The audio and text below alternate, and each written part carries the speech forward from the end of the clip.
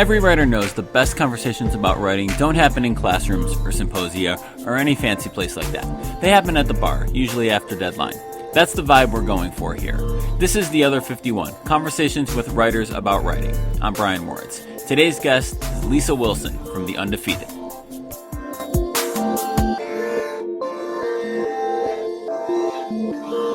Lisa Wilson, welcome to The Other 51. Thanks so much for joining me. Thanks for having me, Brian. Can I call you BMO on this? Yeah, go ahead. You'd be the first. Okay. My sister hasn't even called me that, so we're breaking new ground. I like it. Okay. So, and this is fun too. This is a Buffalo News summer of 1998 copy desk reunion. Yes, it is. That was my first year at the News. Was it? That's right. It was. You had just started, and I was inexplicable. I look back at that, and I wonder, how was I a copy desk intern? It's really weird, because I had applied to work on if they had an internship on the op-ed desk, and apparently they didn't, but they stuck me on the copy desk. So that's how I wound up there that summer. So, but I remember but you can't beat the experience being on a copy desk. So. No, it was really it was a fun summer. It was an interesting summer, and we both got to work. You for longer, obviously, but me with the summer with one of the greats of Buffalo journalism, Milt Joffee, taught me a lot. Oh yes. In the 3 months. Same here. And what do you remember? Milt, for those of you who don't know, worked at the. I don't know if he was at the News for his entire career, or he was in the a copy editor in the Buffalo newspaper scene for at least 50 years or so. And what was it like? Yeah, he's 50 years and retired recently. And what was it like for you working for someone like him? It was just great, just the experience of pros like Milt Joffee, and Milt Northrup is another one I'll name, who just celebrated his 50th anniversary at the News. I mean, you just can't beat the experience of those guys, kind of keeping you focused and keeping you on deadline, and just the history. Like Milt, I loved. If I needed some information, I didn't have to go to Wikipedia. I turned to my right and asked Milt, because he remembered everything. He remembered the game and the night it was played. It was incredible, his memory. And so I was wondering if you could, starting off, just kind of trace your career path a little bit. Like, we met up in 1998 when you arrived at the News, but kind of where you came from before you got there, and then kind of tracing your career path to where you are now. Okay, well, I went to Canisius College and graduated in 91, and I worked out of the business for a year because there wasn't a job in journalism when I got out. So when I was in college, I was working at TJ Maxx. So when I finished college and I didn't have a job, they asked me, hey, do you want to go full-time here? We know you're trying to get a job in your field, but we do have a job in the cash office. If you don't have anything, we'd like you to consider going full-time. So I did that for a year. And one day, out of the blue, I'll never forget it, I'm at home, and the phone rings. I'm watching TV with my mom, and I go to the phone, and it's Barry Berlin, one of my journalism professors at Canisius College, recently died, great guy. And so he asked me, he's like, Lisa, it's Barry Berlin, and I was surprised he was calling me. And I'm like, oh, hey, Dr. Berlin, how's it going? And he's like, good. He said, I want to know if you're still interested in journalism. And I said, of course I'm still interested in journalism. And when we get to talking about students, I'll come back to this story, because I always tell students about this story, and there's things I share about it. But he told me that there was a job at the Utica paper that they were looking for a copy editor. So I went to Utica, took the job, didn't get that job, but they told me that they were a Gannett paper at the time. I think they still are, but they were a Gannett paper. And they told me, we have a job at one of our sister papers in Niagara Falls, but it's a 3-month paid internship. So I had a decision to make. Do I leave a full-time job, or do I take a temporary job just so I can get into my field to take a chance? So, at the time I'm living home, so I can kind of afford to, kind of step on faith that, I can break through there and kind of stick around. So I took the job at the Gazette, and it was a 3-month paid internship. It was working news side, so I was doing town government.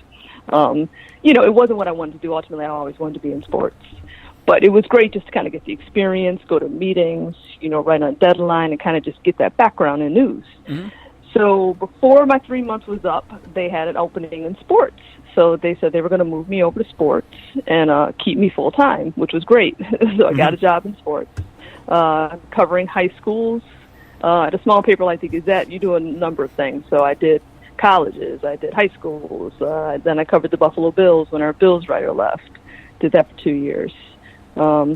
got into editing, just for a change, and it was kind of nice. I kind of liked, it was kind of set hours, which I liked. And I also liked being on the other side of just being able to, like, plan stories, help shape stories, lay out the page, see a paper from start to finish, which was great. And so I took the features editor's job because features editors was open. I took that job. Our sports editor ended up leaving for another job. I got the sports editor job, and then I got a call in '98 to try out at the News. One of their nighttime copy editors was leaving, and they wanted me to come try out for the job. That's when I met you on the copy desk, trying out with Milt those couple of days. So again, I had another decision to make. Do I leave a sports editor's job to come over and be a copy editor? Of course, the News was a larger paper, where anyone who's working in Buffalo, a newspaper, would ultimately want to be. So I ended up taking that job. Layout editor, moved up to assistant sports editor, and then sports editor in April of 2001. And I was there until about a year ago, February 24th, 2017 was my last day at the News, when I left to take the senior editor sports position at ESPN's The Undefeated. So it's been quite a ride. It was a great, who gets to be sports editor of their hometown paper, right? Pretty much a dream job. And it would take another dream job to get me to leave there because I was very happy. But being able to move on to a national outlet and The Undefeated, which I love from launch, it's another dream job for me. So I want to go back to that phone call you had with your professor. You said that there's some things that you talk about when you talk to students. You talk to them about that phone call. So what do you tell? Let's go into that a little more. Like, what do you tell students about that phone call that's so important? I always tell students that story, and I tell them to always remember that you never know who's watching you, right, or what kind of impression you're making. Because I had Barry Berlin for a couple courses, right, but I wouldn't say we were particularly close. But he remembered something about me or saw something in me that made him think of me when a job was open. And all I did was, go attend class, try to participate in class, do great jobs on my papers. You just never know who's watching you or what kind of an impression you're making. So always carry yourself, in a great way and kind of stay on point and focused and, work towards your goals. And people will notice you. Even when you don't realize they are. Yeah. And getting back to your time at the Gazette, I know you worked with Bill Wolcott for a lot of years. Yes. And he's another one of the old timers, and we're talking about it. And it just strikes me, I'm sure every community has the old school newspaper guys. Obviously, I worked for one in Olean with Chuck Pollock for a number of years at the start of my career, and it's weird because it's such an obviously changing time for the industry and for news and for everything we're doing. And I guess just kind of talk about for you, what kind of value do kind of like those old school guys bring, not just kind of to helping your career out, but in general, what did they bring to a newsroom, and what are we losing as they either retire, get phased out, or whatever happens in each situation? Mentoring is so important, and those guys become your mentors. They take you under their wing. You get, you learn from their experiences. If you're going to go out on assignment, they give you some tips of what you should do, how you should handle yourself. It's great. The writing advice you get from guys like that is amazing. I remember, if you write a story, dismantled or clobbered, there's so many adjectives you can use for winning or losing a game, right? And so Bill always told me, why do you say all that? Beat or defeat? Doesn't that tell you what you need to know? And I still remember that. And to this day, if I'm rewriting something, I'll use beat or I'll use defeat, because that's pretty much what happened, right?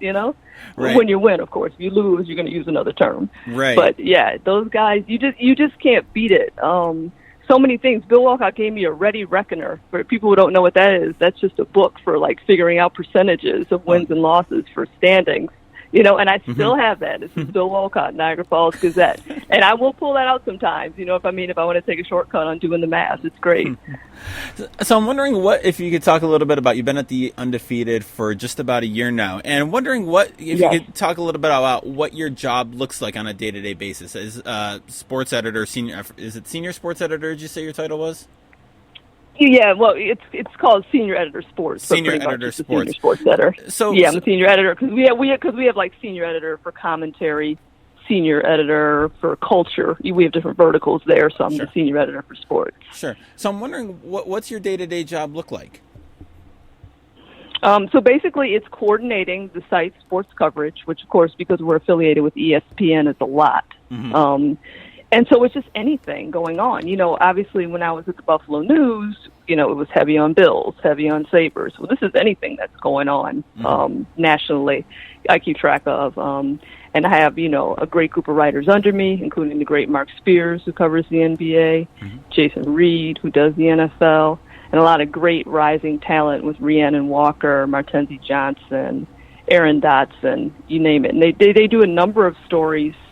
And basically, our site deals with the intersection of race, sports, and culture. And it's just a very exciting position. So, it's coordinating that. It's reading the stories. It's working with ESPN editors to kind of coordinate our coverage and be in sync on different events. I'm wondering too, because obviously you mentioned with the Undefeated, the mission of it, the intersection of sports, Yes. race, and culture, and obviously that's such a big issue going on with everything going on politically and with media and stuff like that. And I wanted to talk a little bit about just that stuff in general terms, and especially the idea of diversity. It's something we talk a lot about in academia and in our teaching and in our faculty meetings, the importance of diversity, the importance of teaching diversity. And I'm wondering, just kind of starting off on this, how do you define diversity? Because that's such kind of a buzzword. It can be like a very nebulous term that people throw around to mean whatever they want to mean. But for you, what does diversity mean in terms of sports media? I think it's diversity of thought, and diversity of experience. If you've lived something, if it's affected you in a way that maybe it hadn't affected somebody else, I think you can bring something to that story that someone who really hasn't experienced that can bring to it. That's, to me, that's what diversity is. Just making sure you have different views in your coverage and different thought.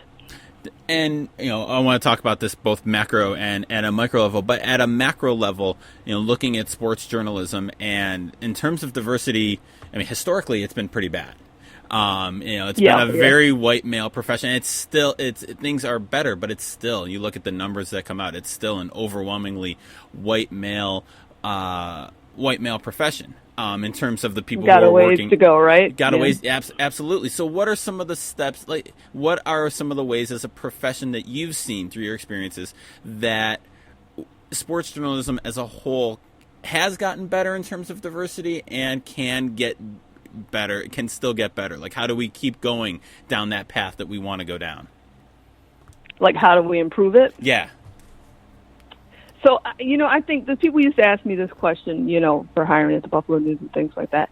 And I think it's up to the editors and the people who make the decisions, right, to get to know who the journalists of color are and the women journalists out there, and make sure you know who they are. So sometimes you need to reach out to them when you have an opening rather than wait for people to reach out to you. Because it's easy, to sit back and say, well, we didn't really get anyone applying, or we don't know who it is.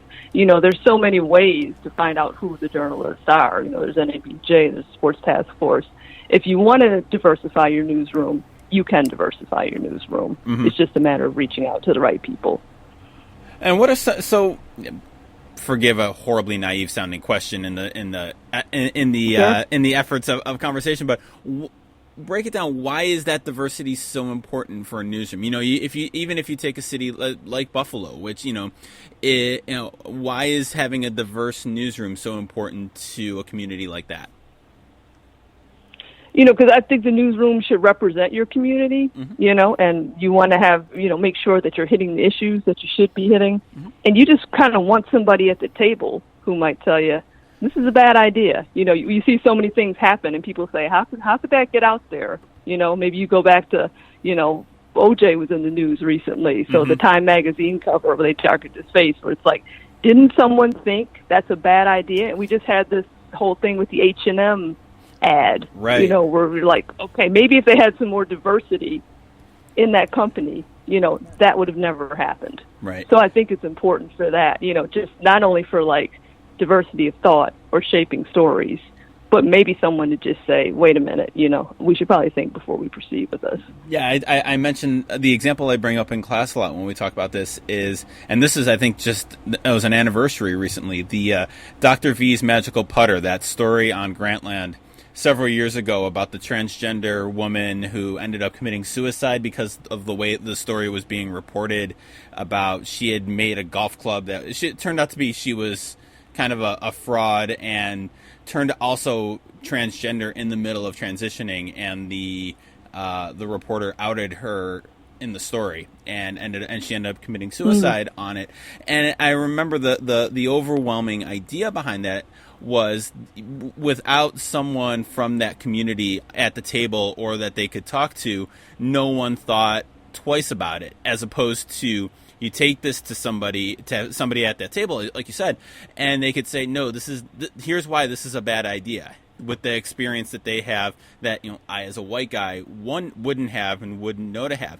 And I think that's just such an interesting way to think about diversity, because I think from my time at Gannett, to be frank, I remember a lot of our talk of diversity was making, mainstreaming stories, which was exactly newsroom making code sure you for have women, right? Exactly, making sure you have you talk exactly. to a black guy for a story. Make sure you talk to a Hispanic family for it. And it was just it always struck me that was such surface level, a nod to diversity, when like you're saying, the real issue should be kind of before the reporter even goes out to the story. We should be having these conversations.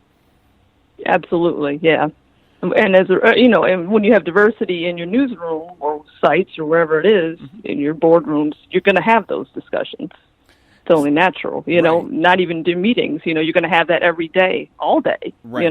And it's just I think that's so important. Right. How are those conversations different at your current job than they were at the Buffalo News? That's an interesting question, because, boy, I'm working in a newsroom that's on the opposite end. I mean, it's predominantly black in that newsroom. Which is something it's very special and unique, because obviously you don't have that in newsrooms across the country. We still talk about things, and okay, maybe looking at from someone else's perspective or point of view when we're getting ready to write a story. Especially because of the kind of stories that we cover. But it's really different, but very refreshing in the same way. It's an experience that everybody who works there kind of says how special it is, because it's so the other way. Okay, I was gonna ask if you could kind of go a little deeper on that. What makes that so special? Just a newsroom of people with shared experiences. I think is great. Yeah, it really is. And it's kind of different. I'm enjoying the Undefeated because it's a lot of younger kids who work there. So they're kind of keeping me up on music and things this old head might not have known, sneakers, things like that. It's like, it's really fun. I tell them all the time, guys, I listen to the Isley Brothers, so they're keeping me up to date on all the current music and everything. So I'm really enjoying it. Yeah. It's funny, it's a really young newsroom. In a lot of ways, they're vets there, of course, but a lot of them are, just starting in the business, and it's great. And we were having a talk about, Steelers, Patriots, but when there was a chance they were going to be playing each other, which of course isn't happening now. But, we have Steelers fans and Patriots fans in the newsroom, and they're talking about making bets, and the other one's wearing the other's jerseys, and they were talking about wearing vintage jerseys, but they weren't going back far enough. So I told one of the kids, I'm like, you should wear a Donnie Shell jersey. Ooh. And then he says, who's Johnny Shell? And I said, sometimes I forget where I'm working these days. And I said, your job right now is to go Google Donnie Shell and come back and talk to me. So yeah, I'm really enjoying it. I'd go back. I'd go straight to Steve Grogan if you're going vintage Patriots. Oh, right. Oh yeah. We can do this all day. Exactly. Yeah. Stanley Morgan, Stanley right? Morgan, Yeah, we right, can bring all that right. Up.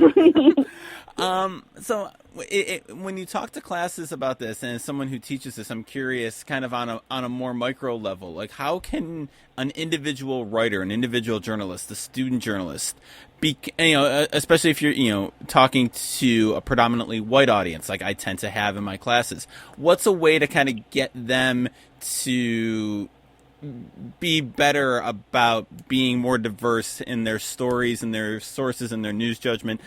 What can we do to be better at this? I think just, reach out to people, not just for stories, but obviously you want to do that, but, talk to people, make sure that you're talking to, people from different backgrounds, different genders, just so you're constantly, engaging with them and kind of have an idea of different thoughts. Don't just wait for the story, right. Kind of make diversity part of your everyday experience. Right. So in general, for you as an editor, someone who's been an editor for a long time, what makes a good story? What makes a good story for me? Yeah. So for me, personally, I think a good story, I love when someone sets a scene for me, so I kind of feel like I'm there when you're reporting on it, right? If you're descriptive about where you are. And I always want to learn something. Okay, if I read a story and I feel like I haven't learned anything, then I kind of feel like I've wasted my time. Okay. So always try to tell me something I don't know. Even if you're writing a story about Tom Brady, who said how many stories written on him, try to find something that I've never heard before about Tom Brady and tell that to me. All right. And as someone who's been an editor for a long time, what sins that writers have, even professional ones, what do they do that drive you absolutely crazy? Cliches. Okay. Don't we see a lot of cliches in writing? Right. Yeah. That drives me nuts. And as strange as it sounds, when a story isn't balanced, you know what I mean? You always got to try to get the other side, right? Even if they don't talk to you, you got to at least make the attempt. Okay. That's what I always tell reporters. Even if you have to say that somebody couldn't be reached or didn't respond, make sure you're getting both sides of that story or making every attempt to, because there's always two sides to every story. Right. And you want to make sure that you have it. Is that it strikes me as such a basic thing. I'm surprised that still happens. This is in drafts now. Maybe drafts. Okay. Okay. Yeah, but in drafts you might see that. Yeah. Gotcha. So if you're talking to young writers, college age, or even some of the young writers on your staff, what can they do? What could someone listening to this do today that would make them a 10% better writer right away? Like what are some of the things that they could do, one or two things they could do to just instantly make them better? I think reading good writing is a way to do it, and there's a lot of great writers out there. Some of the ones I've worked with, Tim Graham, Tyler Dunn, just amazing writers. Read good writing to kind of see what they do and try to, emulate that a little bit, just kind of read what makes their story great. What does Tyler do that's so great? He just gets guys to open up, you know what I mean? Yep. And they're really telling his stories. And he's another one when I talk about descriptive. Whenever he wrote a story, I felt like I was there, because he's describing the scene and kind of telling me where I are. That's what I always like. So I think that's good. And just to keep writing. You're only going to get better if you keep writing. Keep writing and work with your editor, and do side-by-side editing, kind of a lost art sometimes, Make sure that you're working with your editor to try to improve that and learn from it. So side-by-side editing, is that when you sit with the editor? Right, you sit with the writer, yeah. Right, yeah. All right. Is that something you do? And sometimes it's sports journalism, as much as I can. Sometimes, obviously, somebody's filing from a site somewhere, right? They're not, I'm here. Someone's at a game, we can't do that. We can talk about it later. But yeah, in the office, try to, sit with them and kind of talk about things and just kind of help them improve and, hone their craft. So we talk a lot about reading good writing, and I know how important that is. I'm wondering what advice you would give, is someone to not just read good writing, but how do you read to learn from it instead of just reading, Ty's latest feature or something Tim wrote or some, a great piece that you really love that you want to learn from. Not just kind of reading at surface level. Oh, wow, this is good. I want to write as well as Tyler Dunn someday. Because who among us doesn't want to write as good as Ty someday? But how do you actually read? How do you read to get better? Am I making sense with this? Kind of structurally, how do you actually read it to learn from it? I guess just kind of see how they set it up. Okay. A lot of ways. One thing I really like in writing. It's a small thing, but I love when I read a lead of a story and the end of the story comes back to that lead. Mm-hmm. I feel like it's to me, it's payoff. You know what I mean? That I started with the story and it kind of came back to it at the end. Just kind of look how it's structured, how they might do that. Okay. And then there's a way like you could learn. Maybe sometimes you'll read a story about someone, a feature, right, on those rare occasions, and maybe that person isn't even quoted in there because maybe that person didn't want to talk to you for whatever reason, but you can still write a story on that person at times because you can get people around them and in their world to talk about them. Right. Sometimes maybe even feel like you got a better sense of that person than if you actually talk to that person. Right. Read those kind of stories because you might think, I've hit a block. I can't talk to this person. What am I going to do? Like any young writer would say that. Right. But maybe try that approach, to just kind of see, maybe what the writer did in certain instances, you know what I mean, and how they kind of brought that piece to life. Right. Aside from cliches, is there one sin that especially young writers have that you always want to see them get better at, or is there kind of like a hump that young writers have to get over that you kind of see them making a leap on? I don't know if this is too simplistic. You can tell me if it is. You want me to go deeper? But when you sometimes you still see misspelled names, things like that, or facts that are off. It's a little thing, but I always tell my writers, if you mess up a name, you've destroyed your credibility over something that you should never get wrong. Right. You should always have your names correct because you should always be triple checking those things. When you're interviewing somebody and you write their name down, you should ask them to spell it. How often are Brian spelled, with an I or Y? I mean? Sometimes those are little details you might not get when you're starting out. Yeah. So that's what I always tell, I tell my young writers, and sometimes names are wrong, things like that. So when I'm kind of just going from my personal editing experiences, when I see this, don't ever get that wrong because an editor can't save you on that. You know what I mean? If, a lot of times you can check, but if you don't have time to fact check everything, you know what I mean? You're kind of trusting that person talked to this person and knows how to spell their name. So you might have done a great story, but you have something as simple as that mixed up. How can anyone, kind of take your word for what you're saying if you can't even get their name right? How can they trust your information? So nothing kills your credibility faster than that. Yeah, when I was at Newhouse and teaching there was a department-wide rule in the newspaper department, now newspaper online journalism department. Any misspelled name in a story is an automatic F.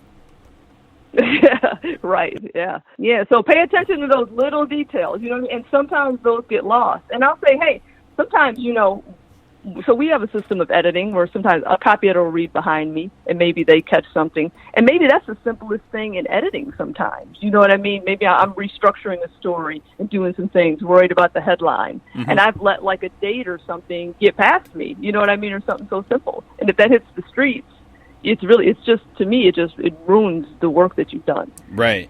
So they're really trying to pay attention to detail. I think is so important. And I do feel like that matters so much because it is I think it can be easy when you're a writer to be kind of really you're in the story, and especially, when you're writing for, I think a bigger site like yours, like you're writing kind of for a national audience and it's about a big issue, and I imagine you can kind of get lost in that idea of this big story and forget like the little details along the way that you misspell a name, all of a sudden the story's not worthless, but it loses a lot of credibility when that happens. So when you have the that was kind of a good kind of day-to-day point, but speaking broadly, anything else that young writers could get better at? Maybe being a little bit more concise. Maybe, have you ever read a story and you thought this could be, I speak inches, so, maybe this could be 500 words shorter. Have you ever, what I mean? Right. Just kind of make sure that, it's not longer than it needs to be. And, of course, an editor is going to help you in that process. Mm-hmm. But, sometimes people will read a long-form story, but you got to really make sure that they're entertained, and that it's something they're going to want to see through to the end. Because a lot of times they won't. So just, are you overwriting? Don't overwrite. Gotcha. That's one thing. That would drive me crazy because sometimes something is so overwritten.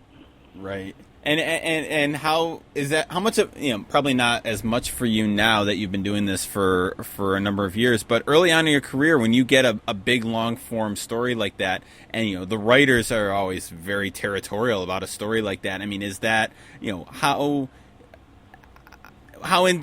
tough was that as an editor to kind of develop that? No, this is too long. You've got to cut this section, or we've got to rework this because it's not working. Like, how was that tough to develop on your end? I mean, it can be, sure, because like you said, you spent all this time in this, and you think all these facts are important, and you want to get them in.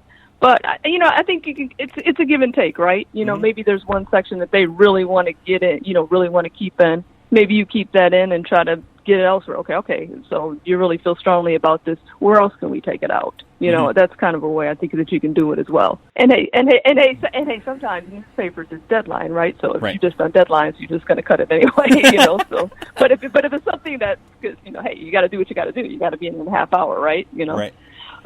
But, if it's something that you had some time to work on, just kind of say, got to get it shorter. Sometimes someone will do it, but if someone, and I think most times, I think writers, you develop a trust. Mm-hmm. So if you kind of think it's too long, they agree and they'll take a little bit out. But if they really, really want to keep it in, then I think there's just ways to work together to kind of tighten that story and focus it more and make it better.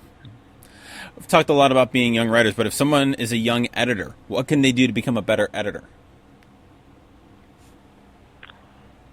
Interesting question, right? I'd say definitely just try to building that trust is really important. Mm-hmm. So I think that you want to have that give and take is definitely something you want to have. It shouldn't always be, nope, this is coming out. I think it's important to kind of let writers know why you want to do it, mm-hmm. and I think sometimes they're going to come around and see your way.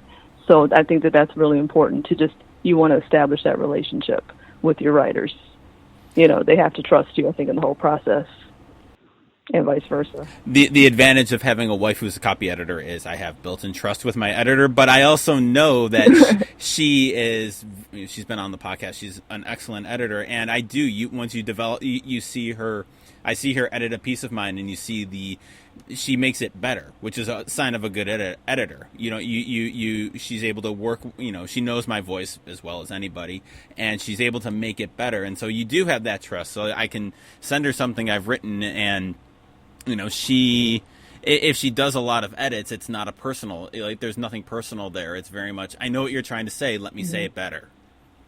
Right. And another thing I think you can do as an editor is question everything. Question everything. You know what I mean? Don't take anything as if someone writes something in the story and it's not supported or not linked, how do you know this? You know what I mean? Right. Don't trust the information, because the moment you do that, that's the moment some bad information is going to get out there. Don't trust it. You want to constantly question.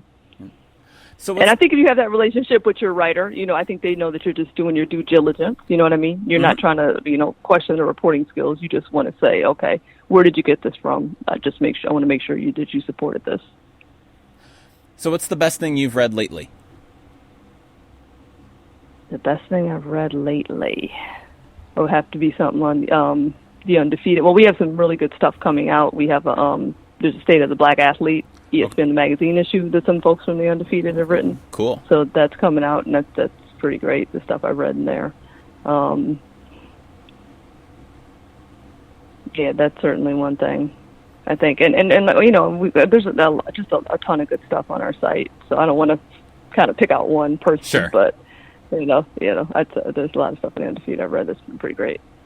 How about you? What have you read recently that's great? So the best thing I've read, I read it today. It was Dan Wetzel has been writing columns off of the sentencing in Michigan of the former doctor for the U.S. Olympic gymnast team. Yeah, Dr. Nasser. Yeah, he wrote a column today off of Ali Rasmussen's statement, and yes, and it was very much a live column, kind of written you could tell it was written as she was speaking and about it. But it was just like you said with what Tyler does. What Dan did so well here was capturing the scene of the courtroom and kind of using the visuals of saying, and you feel like you're there, right? Exactly. Yeah, that's descriptive writing, yeah. Right, and it's even felt like I was more there. Like I had seen the videos of her statement before I read the column, and the column was better than the videos, because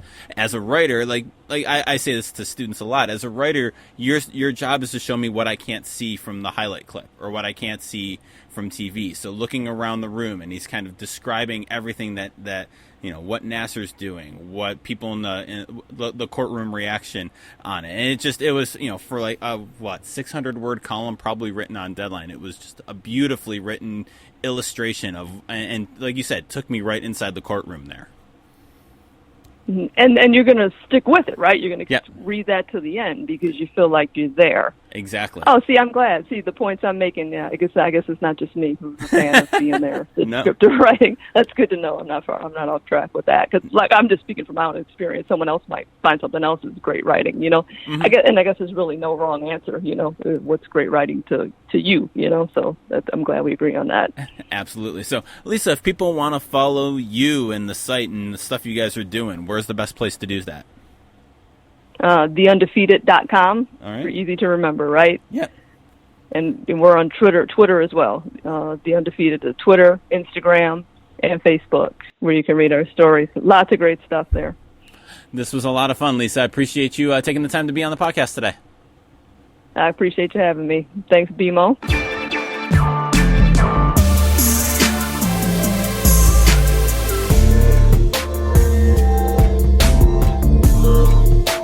As always, thanks for listening to The Other 51. You can find show notes for this episode and all our episodes at sportsmediaguy.com on the Other 51 tab. You can subscribe to the show wherever you get your podcasts. I can highly recommend Overcast for this. Our theme music is by Ellie Moritz.